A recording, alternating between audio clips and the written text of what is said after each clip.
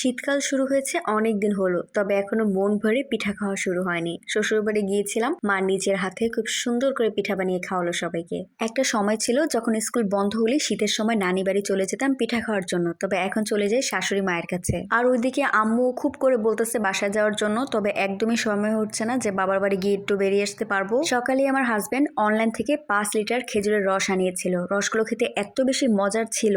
আর এইদিকে আমার তো ভিডিও করার কথা একদম মনে ছিল না, যে ভুলটা আমি প্রায় সময় করে থাকি। তো আজকে সেই রসেই মা চিতই পিঠা ভিজিয়ে খাওয়াবেন আমাদেরকে। খেজুরের গুড়ে বা দুধে ভিজানো পিঠা তো খেতে অনেক মজা, তবে এই খেজুরের রসে ভিজানো পিঠার কিন্তু স্বাদই অন্যরকম।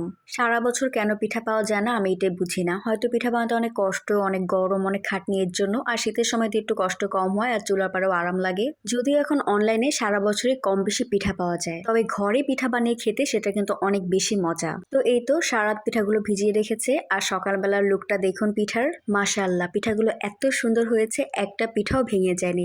মা রাতে একটু দুধও জাল দিয়ে দিয়েছিল, কারণ রসটা মনে হচ্ছিল একটু কমে গিয়েছিল। আর হ্যাঁ, এই যে নারকেলগুলো এত মোটা মোটা হয়ে তাকিয়ে আছে, কারণ নারকেলগুলো আমি কুড়িয়েছিলাম আনারি হাতে, একদমই পারি না, ইনশাল্লাহ শিখে যাব। সত্যি বলতে আমার অনেক কিছু শেখা বাকি আছে। আমি কোনো পিঠা বানাতে পারি না, অনেক রকম রান্না বান্না করতে পারি না, বেশি মেহমানদেরও করতে পারি না। তবে ইনশাল্লাহ দুই মাই আমার অনেক গুণবতী, তারাই আমাকে সব শিখিয়ে দিবেন। তো এই সুস্বাদু পিঠা খেতে খেতে এখানে বিদায় নিচ্ছি। আল্লাহ হাফেজ।